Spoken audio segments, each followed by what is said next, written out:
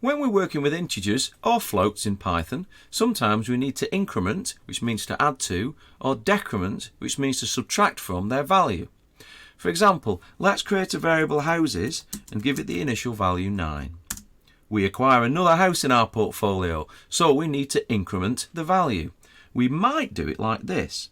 Houses equals houses plus 1. Print houses. However, there is a quicker way of incrementing its value. Houses plus equal 1. Print houses. The plus equal is called an incrementation operator. Now let's say that I've got 100 mice in my mouse collection.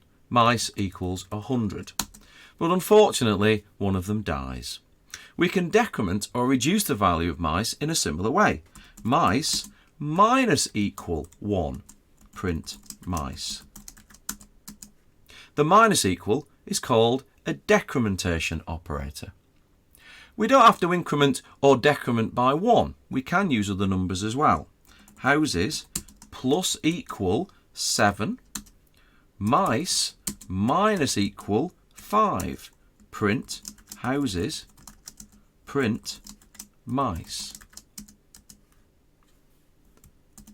We can also use a variable or a constant for the quantity to increment or decrement by. For instance, step equals 3. Tweets equals 97. Tweets plus equal step.